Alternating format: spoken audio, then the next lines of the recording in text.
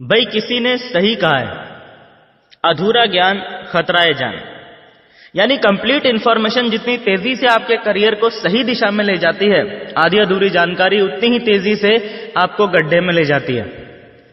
Network marketing actual में वो train है जो कि गरीबपुर से अमीरपुर जाती है और पिछले कई दशकों से लगातार जा रही है। लाखों लोगों को आज तक उनकी मंजिल पे पहुंचा भी चुकी है। और अगर आप ये वीडियो देख रहे हो तो इस बात की पूरी संभावना है कि कहीं ना कहीं आप भी इस ट्रेन का टिकट कटवा चुके हो। आप सबको मेरी तरफ से हार्दिक बधाई। लेकिन असली जश्न का मौका तो तब बनेगा जब आप अपनी मंजिल पे यानी अमीरपुर पहुंच जाएंगे। मुद्दे की बात यह है कि इस ट्रेन का टिकट तो बहुत सारे लोग कटवा लेते हैं, लेकिन ज्यादातर लोग अमीरपुर नहीं पहुंच पाते। जब ये ट्रेन गरीबपुर से चलती है तब तो इस ट्रेन में इतनी ज्यादा भीड़ होती है कि पांव रखने तक की जगह मिलना भी मुश्किल हो जाता है। भीड़ की भीड़ घुसती चली जाती है नेटवर्क मार्केटिंग की ट्रेन में। लेकिन अमीरपुर पहुंचते पहुंचते इस ट्रेन में इतनी जगह बन जाती है कि अंत तक इसमें टिके रहने वाले यात्री आराम से सोते सोते अमीरपुर पहुंच जाते हैं। प्रश्न ये उठता है कि वो भीड़ कहां चली जाती है? उन 95% लोगों को जमीन खा जाती है या आसमान निगल जाता है? मैं आपको बताता हूं कि एक्चुअल में होता क्या है। गरीबपुर से अमीरपुर जाने का टिकट खरीदने के बावजूद भी लगभग 25% लोग तो ऐसे होते हैं जो कभी ट्रेन में चढ़े ही नहीं। यानी कि जिन्होंने नेटवर्क मार्केटिंग बिजनेस ज्वाइन करने के बावजूद भी कभी सीरियसली काम स्टार्ट किया ही नहीं। उन लोगों का मानना होता है कि मैंने ट्रेन का टिकट खरीद लिया है तो ट्रेन मेरे बाप की हो गई और ट्रेन का ड्राइवर मेरा खानदानी नौकर हो गया। अब तो ये ट्रेन मेरे हिसाब से चलेगी और मैं ट्रेन में तभी चढ़ूंगा जब ये मेरे घर के दरवाजे पे आके खड़ी हो जाएगी। ऐसा कहीं होता है क्या? अगर कोई ट्रेन का टिकट खरीदने के बाद ऐसा सोचता है कि मैं तो ट्रेन में तभी चढ़ूंगा जब ये मेरे घर के दरवाजे पे आके खड़ी हो जाएगी, तो ऐसे व्यक्ति को आप क्या कहेंगे? बताने की जरूरत नहीं है, सभी जानते हैं। लेकिन फिर भी बहुत से लोग नेटवर्क मार्केटिंग बिजनेस में यही गलती करते हैं, कभी घर से निकलते ही नहीं। अब जो लोग जैसे तैसे करके इस ट्रेन में चढ़ भी जाते हैं, यानी काम करना शुरू कर भी देते हैं, उनमें से भी बहुत सारे लोग ऐसे होते हैं जो ट्रेन पकड़ने की इतनी जल्दी में थे कि हड़बड़ाहट में गलत ट्रेन में चढ़ जाते हैं। यानी कि नेटवर्क मार्केटिंग के नाम पे कुछ भी करने लग जाते हैं मार्केट में। तरह तरह की ऊल जुलूल कंपनियों के झांसे में आके अमीरपुर जाने वाली ट्रेन की जगह फकीरपुर जाने वाली ट्रेन में चढ़ जाते हैं। खुद तो गलत ट्रेन में चढ़ी गए होते हैं, दूसरों को भी हाथ पकड़ के उस गलत ट्रेन में चढ़ा देते हैं और आखिर में हाथ में रह जाते हैं वही ढाक के 3 पात। इनकी गलती ये नहीं है कि ये लोग गलत ट्रेन में चढ़ गए, बल्कि इनकी गलती ये है कि सही ट्रेन कौन सी है, इन्होंने इसकी प्रॉपर जानकारी नहीं ली। अगर आपको ये पता है कि सही ट्रेन कौन सी है तो चाहे गलत ट्रेनें 50 खड़ी हों, आप उनमें नहीं चढ़ोगे। और अगर आपको पता ही नहीं है कि सही ट्रेन कौन सी है तो आपको सभी ट्रेन सही लगेंगी और जो आपको सामने सबसे पहले दिखाई देगी आप उसी में चढ़ जाओगे। और ऐसा ही आज की डेट में हो रहा है हजारों लोगों के साथ। सही ट्रेनों की संख्या है लगभग 50 तो गलत ट्रेनों की संख्या है 5000। ऐसे में जरूरी है कि आपके पास डायरेक्ट सेलिंग या नेटवर्क मार्केटिंग इंडस्ट्री को लेकर जो गवर्नमेंट के द्वारा गाइडलाइंस दी गई हैं, उन गाइडलाइंस की पूरी जानकारी आपके पास हो, ताकि आप रियल और फेक नेटवर्क मार्केटिंग कंपनीज में अंतर आसानी से समझ पाएं। वैसे तो इन गाइडलाइंस के बारे में आपको गूगल पे पूरी जानकारी मिल जाएगी, फिर भी यदि आप लोग गाइडलाइंस के ऊपर एक डिटेल्ड वीडियो चाहते हैं तो नीचे कमेंट बॉक्स में जी टाइप कर दो जल्दी से, ताकि मुझे भी पता चल सके कि आपको एक्चुअल में इस टॉपिक पे वीडियो चाहिए। आपको आज की मार्केट सिचुएशन के बारे में जानकर आश्चर्य होगा कि मार्केट में आज की डेट में जितने भी नेटवर्कर्स काम कर रहे हैं और अपना जीवन बदलने के लिए दिन रात कड़ी मेहनत कर रहे हैं, उनमें से लगभग 70% लोग गलत ट्रेन में चढ़े हुए हैं। मात्र 30% ही सही ट्रेनें पकड़कर आगे बढ़ रहे हैं। पर इससे भी बड़ी और गंभीर समझने लायक बात यह है कि इनमें से भी बहुत सारे लोग, इन 30% में से भी बहुत सारे लोग सही ट्रेन में चढ़ने के बावजूद भी अमीरपुर नहीं पहुंच पाते हैं। इसका कारण यह है कि गरीबपुर से अमीरपुर जाने वाली ट्रेन कई जगहों पे यानी कई स्टेशंस पे रुक के अमीरपुर जाती है। और ये सभी लोग इनमें से ही किसी ना किसी स्टेशन पे ट्रेन से उतर जाते हैं, इसीलिए ये लोग कभी भी अमीरपुर नहीं पहुंच पाते। वैसे तो छोटे मोटे सैकड़ों स्टेशन हैं जो गरीबपुर से अमीरपुर के बीच में आते हैं, पर इनमें से 5 ऐसे बड़े स्टेशन हैं जहां पे सबसे ज्यादा लोग इस ट्रेन से उतर जाते हैं और कभी अमीरपुर नहीं पहुंच पाते। सबसे पहला स्टेशन आता है भयनगर। जिनके मन में भय होता है किसी भी प्रकार का, वो सारे लोग इस स्टेशन पे ही उतर जाते हैं। असफलता का भय, ठुकराए जाने का भय, कंपनी बंद हो जाने का भय, नौकरी छूट जाने का भय, परिवार वालों और करीबियों के विरोध का भय, और इसी प्रकार के ना जाने कितने भय हम अपने मन में पाले रहते हैं। ये भय आपकी सफलता का सबसे बड़ा दुश्मन होता है और आपके असली व्यक्तित्व को खुल के लोगों के सामने आने नहीं देता। एक बार आप इस स्टेशन से आगे निकल जाते हैं और अमीरपुर जाने वाली ट्रेन से उतरते नहीं हैं, तो अगला जो स्टेशन आता है जहां पे अधिकतर लोग ट्रेन से उतर जाते हैं वो है संदेहपुरी। संदेह यानी डाउट या शक ऐसी बीमारी है जिसका इस दुनिया में कोई इलाज नहीं है। संदेह सीधा आपकी बुद्धि पर अटैक करता है और आपकी सोचने, समझने और डिसीजन लेने की क्षमता को खत्म कर देता है। डाउट कभी भी आ सकता है, डाउट किसी पे भी हो सकता है, कंपनी पे, प्रोडक्ट्स पे, सिस्टम पे, अपलाइन पे, किसी पे भी। इस डाउट को सिर्फ एक ही तरीके से रोका जा सकता है और वो तरीका है विश्वास करना।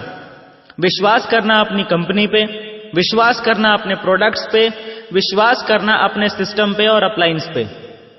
अगर आप में विश्वास है तो आप संदेहपुरी स्टेशन से भी बच जाएंगे और आगे निकल जाएंगे।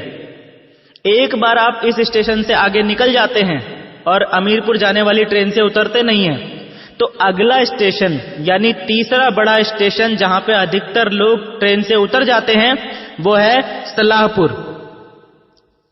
जी हां, आपने भय पे जीत हासिल कर ली, आपने संदेह पे जीत हासिल कर ली। अब आपको उन लोगों से बचना है जो आपको फालतू सलाह देकर आपके रास्ते से भटकाने की कोशिश करते हैं।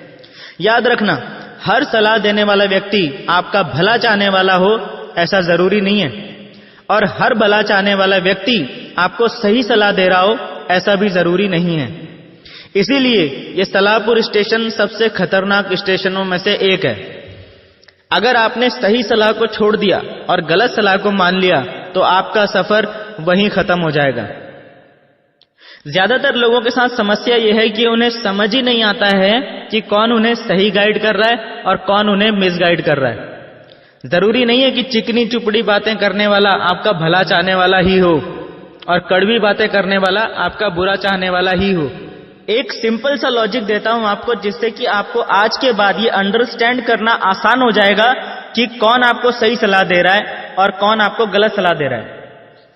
हर वो व्यक्ति जो नेटवर्क मार्केटिंग बिजनेस में एक्सपर्ट है, और आप जहां भी, जिस भी कंपनी में, जिस भी पोजीशन में हो, आपकी ग्रोथ से अगर उस व्यक्ति को इनकम हो रही है, आपकी टीम बढ़ने से अगर उसका बिजनेस भी बढ़ रहा है, तो समझ लो कि वो आपको सही सलाह दे रहा है।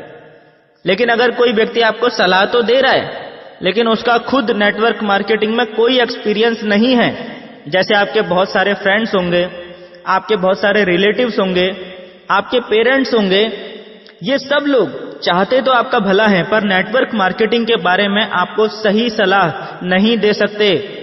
इसीलिए टेक्निकली इनकी सलाह पे चलना आपके नेटवर्क मार्केटिंग करियर के लिए घातक सिद्ध हो सकता है।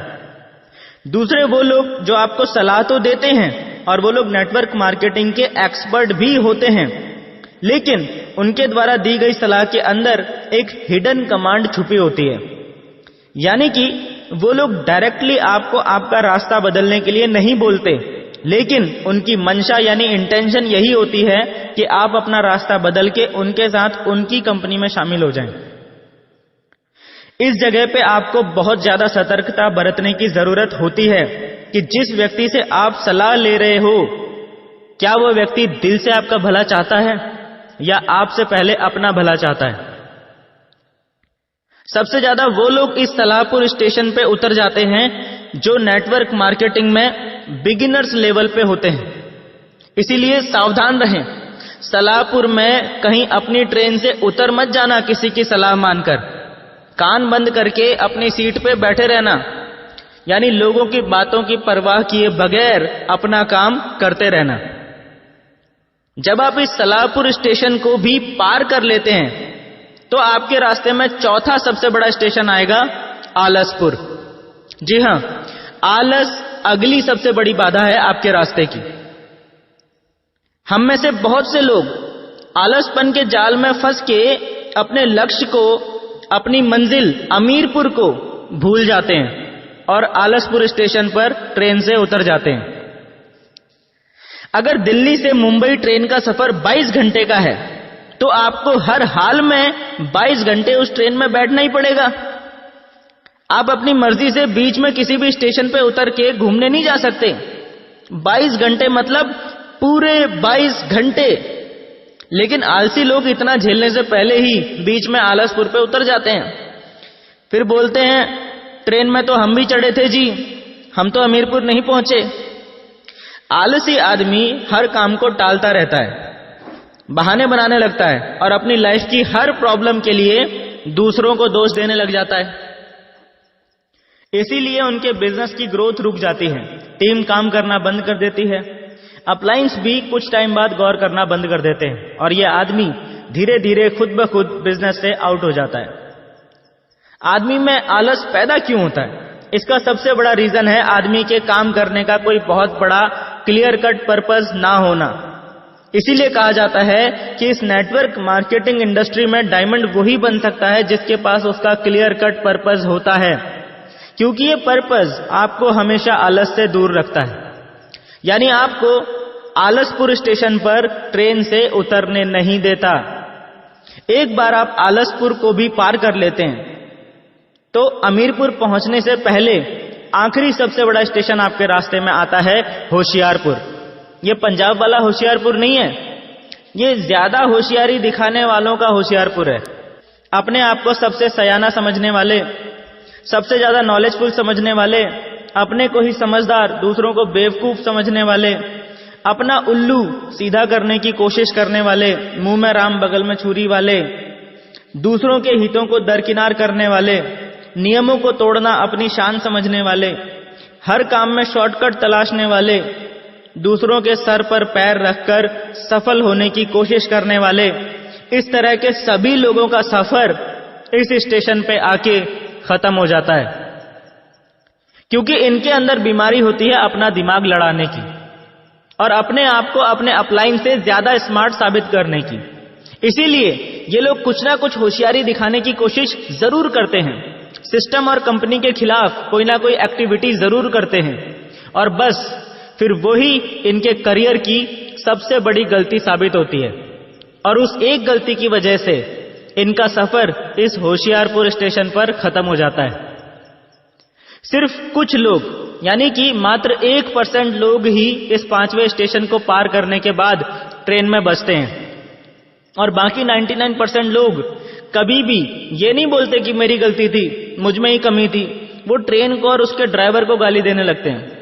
और जो लोग अंत तक इस ट्रेन में बैठे रहते हैं वो लोग आखिरकार अपनी मंजिल में पहुंच ही जाते हैं, यानी अमीरपुर पहुंच के जीवन भर खुशी, आनंद और चाहतों की जिंदगी जीते हैं।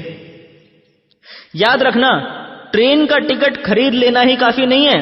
अपने आप को गरीबपुर से अमीरपुर पहुंचाना सबसे पहले आपकी खुद की जिम्मेदारी है, उसके बाद ही किसी और से कुछ उम्मीद करना।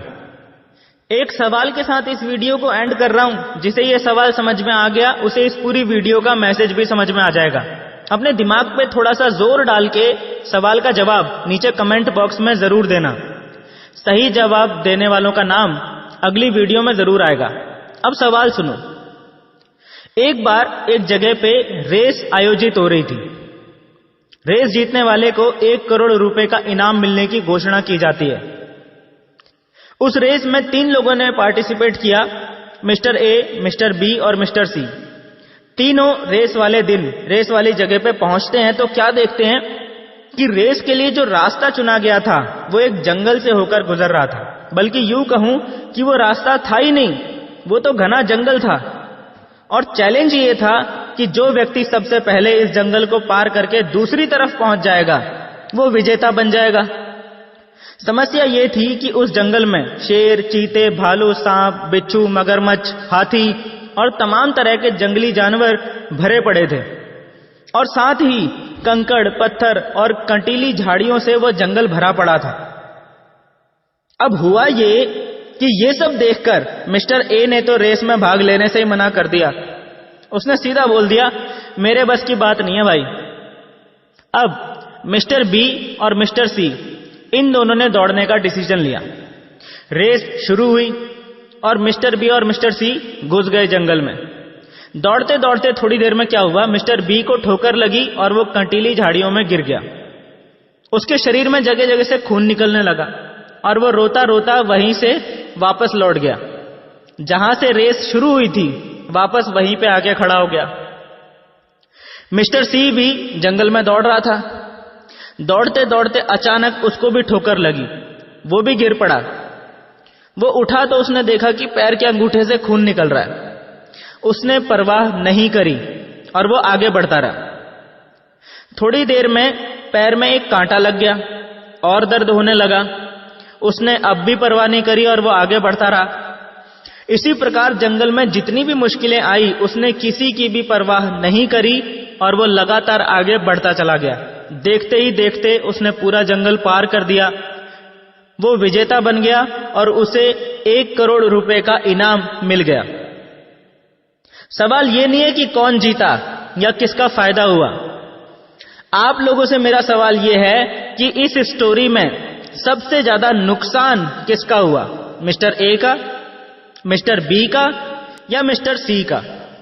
जल्दी से अपना दिमाग इस्तेमाल कीजिए और नीचे कमेंट बॉक्स में बताइए कि सबसे ज्यादा नुकसान किसका हुआ और क्यों।